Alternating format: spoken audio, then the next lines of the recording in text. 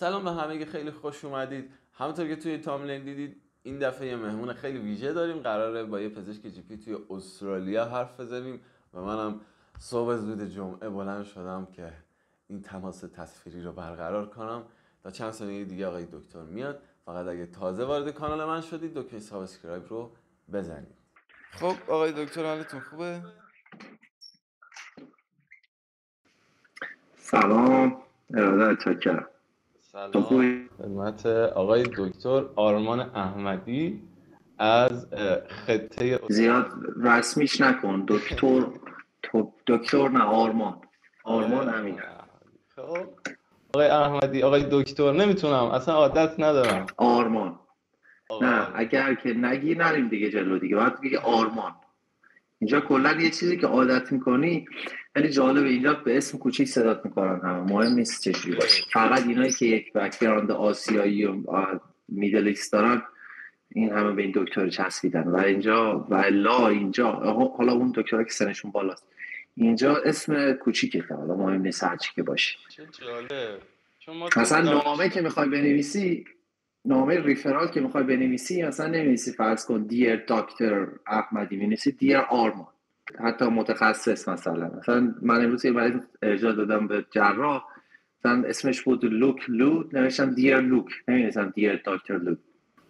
خب اینجوری البته نه دیگه، اوکیه، چرا باید قاطی شه؟ اینجا اوکی، ما کار اوکی نیست، نه هیچ عجیبی هم نیست.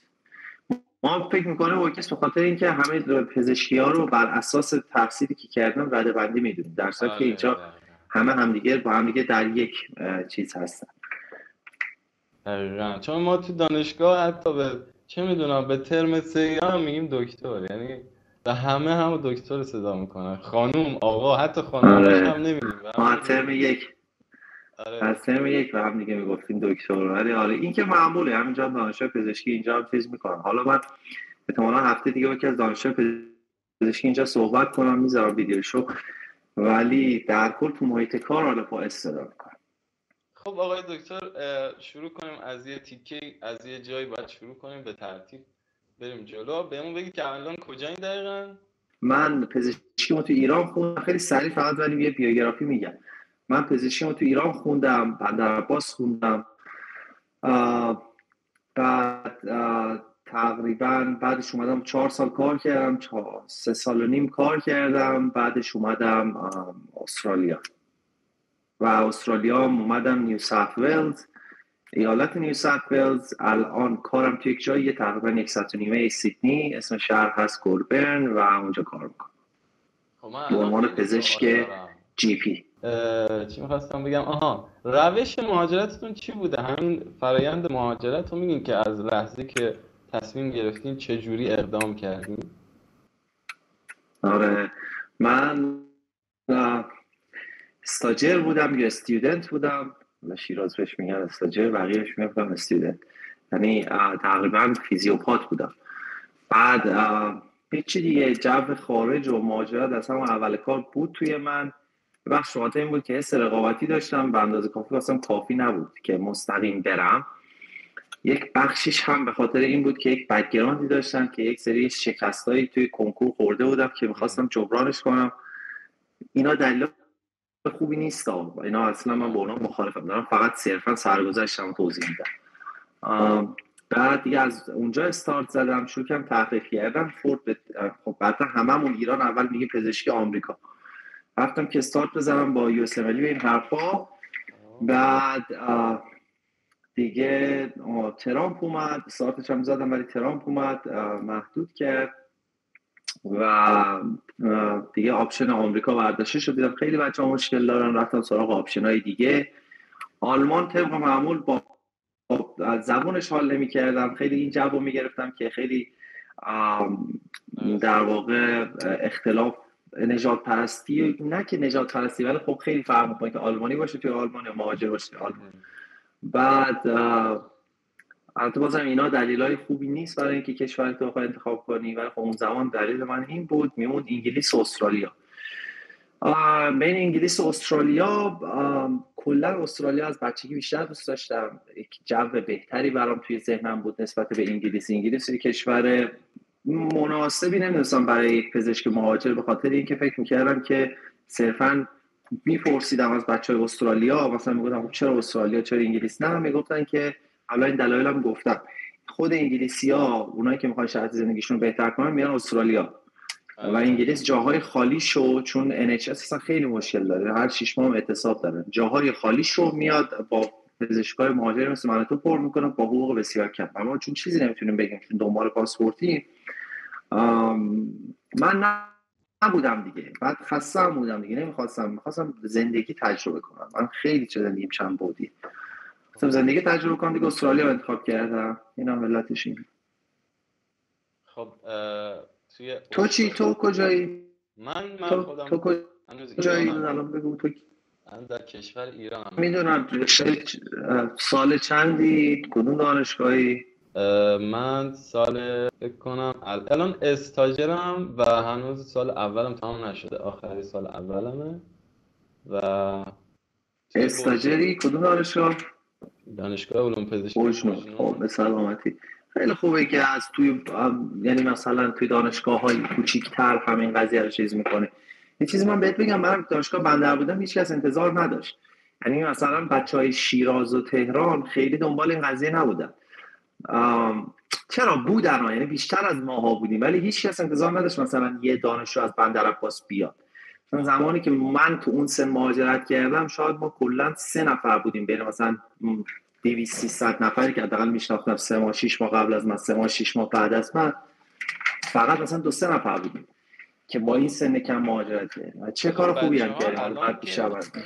الان که با بچه‌ها حرف می‌زنم که تقریبا 80% میخوان برن، یعنی جو دانشگاه من اینجوری شده. هم موقع هم 80% میخواستم برم، ولی خب آخه انتخاباشون اشتباهه. بچه‌ها اطلاعات کافی ندارن. من خیلی سعی کردم به استرالیا بهشون اطلاع بدم ولی اطلاعات کافی ندارن. انتخاباشون اشتباه به سمت آلمان و انگلیس میره. قبلا هم گفتم الان گروه انگلیس رو میبینی پر از چیزه، ولی گروه استرالیا بچه‌ها هیچ خبری ندارن. بیسیکلی هم یکی از علل بزرگش رو گفتم. یکی از علل بزرگش اینه که بچه‌هایی که به صورت سنتی می اومدن استرالیا اونایی بودن که سن بالاتری داشتن و سابقه کار می‌خواستن. حتی من هنوز بچه‌ها میان به من میدن ما شنیدیم استرالیا سابقه کار می‌خواد، ما سابقه کار نداریم، چیکار کنیم؟ به خاطر همین اصلا به سم کسایی اومدن که هم سن بالاتر توی سوشال مدیا نیستن و بعد اینجا اینقدر زندگیت خوبه و درگیر زندگیت جالب و آروم میشی که دیگه اهمیت زحمت نمیدی بخوای برگردی. ولی بچهای انگلیس هم سنا جوان‌ترن، هنوز هم به یک زندگی استیبل نرسیدن، زندگی دانشجویی دارن، وقت آزادشون همش تو سوشال مدیا میان اطلاعات انتقال میدن، هم فکر می‌کنن که به انگلیس بهتره. خب الان که حالا آمریکا که بحثش شد توی ویدیو بگین دیگه در مورد استرالیا آب و هواش چجوریه الان، در همین لحظه چجوریه؟ در همین لحظه ما توی تابستونیم و من بخوام برگردونم به شما آسمون رو نشون بدم، بذار ببینم چجوری میتونم برگردونم دوربینو. این آسمون منه و یک دمام تقریبا 20 درجه است. از لحاظ آب و هوا واقعا اصلا قابل مقایسه نیست با خیلی از جاهای دنیا که بهترین آب و هوا رو داره. یعنی شما تقریبا میخوام آب و هوای کجا رو بگم، آب و هوای شیراز ولی معتدل تر. آب و هوای آره تقریبا آب و هوای شیراز، یعنی ولی به سردی شیراز نمیشه تو زمستون. گرماش هم بستگی داره کجا باشی. اگر قسمت‌های شمال باشی مثلا سمت کوینزلند باشی آره گرما شرجه مثل بندر عباس، ولی نیو ساوت ولز و ویکتوریا که میشه ملبورن خیلی معتدل. یعنی گرماش در حد مثلا چه میدونم طرف ما نیست دیگه، آخه اینجا خیلی وقتی گرم میشه مثلا به 40-45 میرسه دیگه. نه ویکتوریا و نیو ساوت ولز نه اصلا خیلی آب و هوای خوبی داره. حتی باز بحث در مورد زیاده. کوینزلند سمت بالا چون ساحلیه نزدیکتر به خط استوایی مقدار چیز داره، ولی این سمت ها خیلی بهتره. این سمت اصلا دنیا فرق میکنه. اون بحث نمیدونم مثلا حشره و میگن استرالیا عنکبوت و حشره داره و این حرفا، باز همه اون بحثا سمت کوینزلند شماله و اصلا تو خود وسط استرالیا. من الان 1 سال اومدم، باورت میشه 1 سال اومدم دیروز تازه یه دونه قوت انقدری پیدا کردم. تعداد سوسکایی که من تو ایران دیدم از من زیارتری بودم یه روستای بندرعباس، خدای من شاهد مارمولک داشت خونم اینقدر 10 تا 15 تا. بعد نمی‌خواستم بکشمش، همینجوری وقت خودشون زندگی می‌کردن. من اینجا هنوز بعد از 1 سال هنوز حشره ندیدم. یکم خیلی بستگی داره کجای استرالیا. ما اسم استرالیا رو که میانیم اول میگن چی میدونم ما رو عقرب و اینجور چیزا، بعد خیلی میترسونن ما که ندیدیم. من همینجا الان چند وقت پیش عقرب سفید رنگ دیدم برای اولین بار در زندگی. پشمام. از اینا بگذاریم آقای دکتر، گفتیم آب و هوا چجوریه؟ آب و هواش چجوریه؟ می‌دونی چی میگم؟ ما بچهای دانشگاه هر جا میریم یه آب و هوایی داریم که مربوط میشه به آب و هوا. یه آب و هوای دیگه هست که فکر کنم فهمیدین در مورد چی حرف می‌زنم. آب و هوا بخوام برات بگم، نگاه به دقیق بپرس تا دقیق جواب بده. من نمیدونم دقیقا چه سوالی پای بپرسه. ولی من اینا رو توی چیز پرسیدم. دانشگاهتون دخترم داره یا نه؟ دانشگاهتون دخترم داره. خب بذار، این قضیه خیلی پیچیده است توضیح دادنش. من همزمان نمیخوام یه دیدگاه غلط بدم، همزمان نمیخوام یه دیدگاه غلط بدم. یعنی نمیخوام بگم که بده، نمیخوام بگم که خیلی خفنه، ولی میتونم بگم بزرگترین فاکتوری که اثر داره سطح زبانته، تو این که چقدر بخوای تو آب و هوای خوبی باشی، سطح زبانته و اعتماد به نفسه.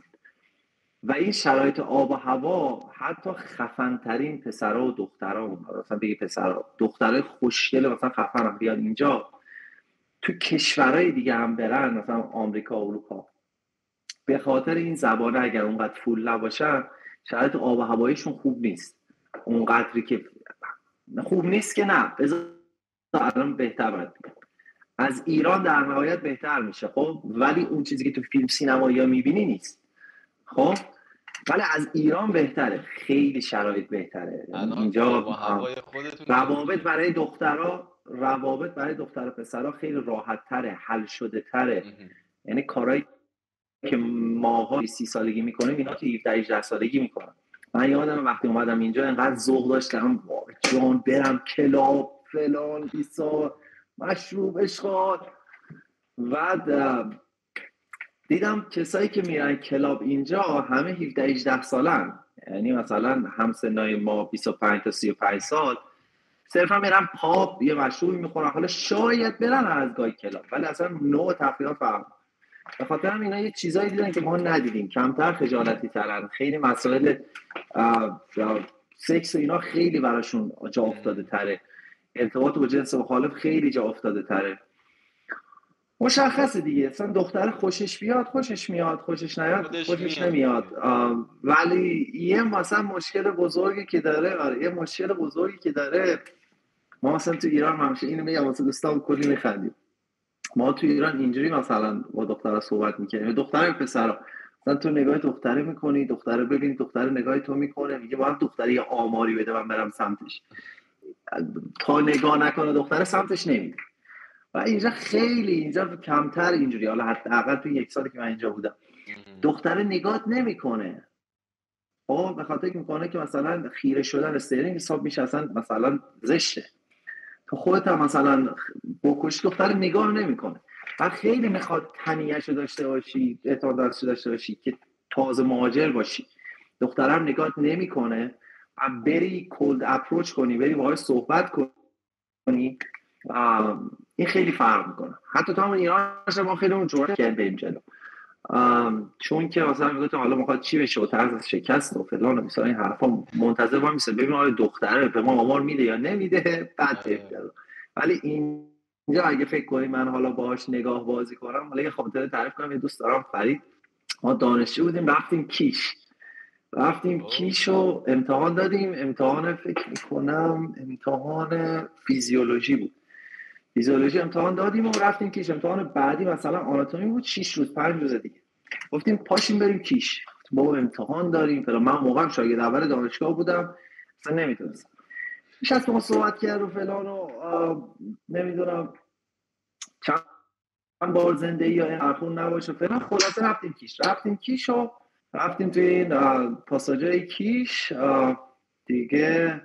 گفت خب چیکار کنیم چیکار نکنیم، بریم حالا مثلا شماره بدیم، بریم مثلا دوست دختر پیدا کنیم که حداقل 4-5 روزی که اینجاییم به خوش بگذره. دوست ما فرید 2-3 سال بزرگتر بود، گفت چیزم بود، مشهدی هم بود، گفت اسپارید به من کارو، اصلا کارتون نباشه. رفت و خلاصه گفتیم فرید اون دختر خوبه، رفت اون دختر صحبت کرد، رفت نزدیک دختر رو برگشت. گفتیم فرید چی شد رفتی باهاش صحبت کنی؟ میگفت نه نگاش کردم نسخش کشیدم، سری بعد که اومدیم حسابی میرم سمتش.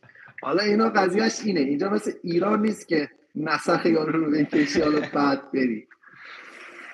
آره از این جهت سخته. بعد بازم میگم نمیخوام از بدیاش بگم ولی میخوام یک تصوری بدم بهتون که اینجا تو نجات پرستی رو تجربه نمی کنی. اینجوری نیست که اصلا نجات پرست باشن، آقا تیستشون فرق میکنه. چجوری بگم، یا حداقل تون ماها هنوز بلد نیستیم چجوری بریم دختراشون رو به دست بیاریم، مگه اینکه دختر ایرانی ببینیم، مگه اینکه دختر عرب ببینیم. ماها بلد نیستیم چجوری دختراشون رو به دست بیاریم. تیستشون فرق داره، عادت نداره. آقا چجوریه مثلا فرض کن یه تبریزی مثلا به یه تبریزی بیشتر علاقه‌مند میشه تا فرض کن به یه مثلا هرمزگانی یا خوزستانی، مثلا این شکلی. تیستشون فرق میکنه. میگم مگه شرایط خاصی باشه، مگه تو خودشون بزرگ شده باشی، مگه اینکه واقعا بتونی مثل بلبل زبان صحبت کنی و بتونی باشون کامیونیکیت کنی. خودت هم که فکر کنی با یه دختر وقتی میخوای حرف بزنی و یه چیزی باید داشته باشی بهش بگی. حالا این بحث دیگه خیلی پیچیده تره که فکر میکنم برای ویدیوهای اول حالا در ویدیوهای بعدی میریم اپای دیتینگ و نمیدونم چجوری و اصلا دکتر باشی اینجا از نظرشون جذاب نیست و روش های مخزنی با دکتر احمدی از این بعد. نه من با غلط بکنم اینجا افتادم سینگل درس میخونم همش باشگاه درس.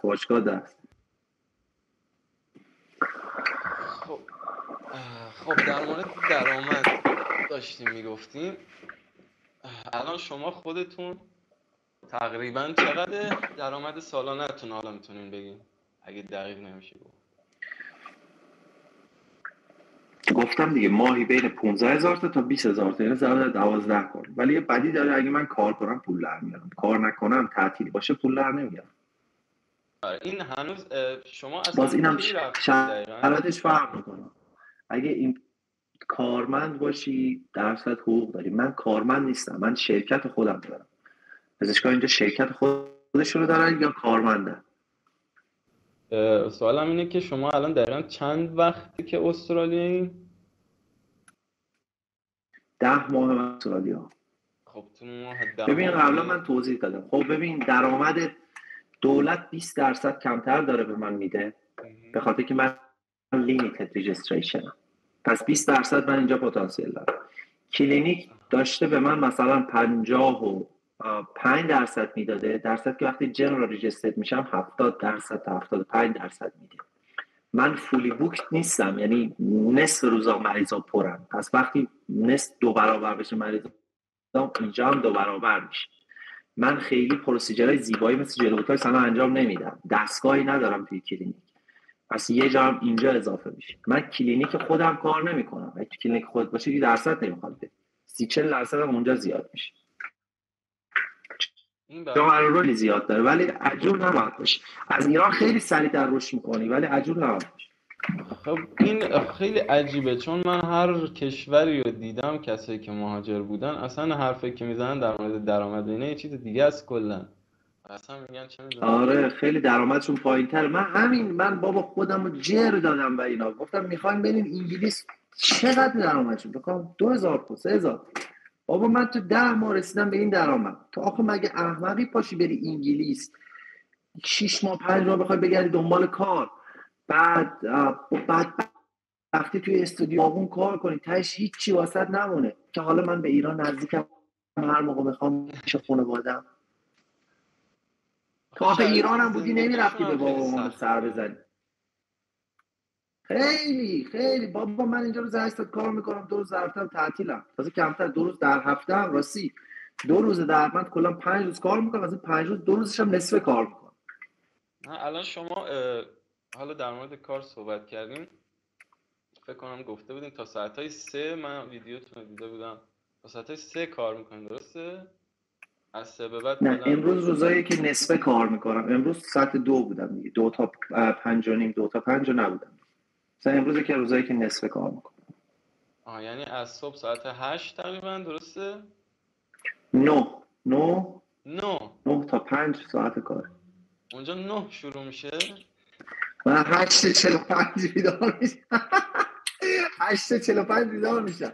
دستگاه قهوه مال اینجا هم به هم ریخته است، خب نشون بدم. یه دونه دستگاه نصف حساب خریدم، خیلی خفن. قهوه رو میزنم قشنگ میخورم، آروم آروم میرم سر کار. مریضا اومدن نشستن، میرم پشت سیستم و شروع میکنم کار کردن. بابا خیلی خوبه ساعت 9 از حالا شهر بزرگ باشه دردسر. بابا ما اینجا الان پزشکای دیگه متخصصش هم باید 8 باشن. میدونم دیگه، کار کردم میدونم دیگه. با منم ایران کار کردم، من هر جوری مدلی که دیگه تو ایران کار کردم. من طرح بودم توی زیارت علی کار کردم. اینجا اصلا عجیبا 140 کیلومتر تا بیمارستان رودان فاصله داشت، نه تا بندر عباس. من جزیره هرمز پزشک بودم. اتفاق عجیبی برای من تو ایران افتاد که اصلا واقعا از ایران من ناامیدم. من بندر عباس دوباره عنوان پزشک اورژانس بیمارستان خصوصی کار کردم، پزشک کلینیک خصوصی کار کردم. بندر عباس عنوان پزشک زیبایی کار کردم، شیراز عنوان پزشک زیبایی کار کردم، تو کلینیک‌های مختلف داشتم کار می‌کردم. یعنی هم انواع اقسام تجربه رو داشتم. ایران تجربهش اصلا قابل مقایسه نیست. خیلی پس اوضاع. ولی ببین من این همه خوبی دارم میگم، اینجا هم نیست که مثلا الان بگی اینجا بهشته ها. بازم دارم میگم بهشتی در کار نیست. روی کاغذ تقریبا بهشته، یعنی این چیزی که میگین از لحاظ تئوری رو کاغذ بهشته. رو کاغذ بهشته. آره ببین اینجا همینه دیگه. هندیا و نمیدونم بنگلادشیا و سریلانکایی‌ها شور دارن میان. ایرانی خودمون هم الان دارن میان. حداقل خبر دارم در ماه شاید یه چیزی بین 20 تا 50 تا ایرانی فقط داره وارد استرالیا میشه. خیلی آروم صداش هم در نمیارم. حالا قبلا یه اصلا جوی بود، میگفتن حتی اینجوری بود جو استرالیا، میگفتن بابا اینجا اوضاع بهشته، به کسی نگید که همه میریزن اینجا رو میگیرن. خدای من شاید تفکر این بود، به خدا تفکر این بود. خاصیت ایرانی هست، راهنمایی نکنید همه میریزن. گفتم آقا احمد ایرانی نیاد سریلانکایی میاد، هندی میاد. آره دیگه. البته راستم میگفتن ما ایرانی تر بزرگی هم زدیم. MCQ رو میشه بدونی که مدرک دستت باشه امتحان بدی. خب یعنی میتونستیم میگفتیم گور بابای دولت میخوام مثلا مدرکی رو به من ندی، میرفتیم کاندیشنال امتحان MCQ میدادیم. خب من کاندیشنال امتحان MCQ دادم، بعدا مثلا من 2 سال بعد مدرکم آزاد کردم. من کاندیشنال امتحان دادم، 2 سال بعد رفتم امتحان آزاد کردم. آقا ما گروه داشتیم، هی می اومدن میپرسیدن آقا ما مدرک نداریم چجوری بریم امتحان بدیم؟ میگفتیم آقا این کارو بکنید برید امتحانتون بدین، کاندیشنال میشین. بعد اینقدر احمق بودن ایرانی‌ها که رفتن ایمیل زدن MCQ که ما هنوز فارغ التحصیل نشدیم و مدرکمون تو دستمون نیست، میتونیم امتحان MCQ بدیم؟ سولیا گفت که نه نمیتونیم بدیم، شما که نشدید. و فهم داده بودن که ما دوستامون بدون MCQ بدون مدرک رفته اومدن امتحان دادن، شما قبولشون کردید. اینا اومدن نگاه کردن ای وای ایرانی‌ها دارن چه کلاهی سر ما میذارن. ولی تا به عنوان اینترن میتونست امتحان استرالیا رو بدیم. یعنی دیگه گفتم تا مدرک فارغ تحصیلی رو ندن بهمون ما نمیذاریم MCQ بدن. یعنی من فکر میکنم اصلا هنوز هم یه راهی هست گرفتن. نه بابا اینقدر پیام من دقیقاً یادمه، حتی اون یارویی هم که پیام داده بود بهش یادم. 1 ماه بعد از این ایمیل گفتن دیگه بستن این قضیه. اون وطن فروش رو باید بگیریمش. شما سوالی ندارین از ایران، از حالا هوای ایران؟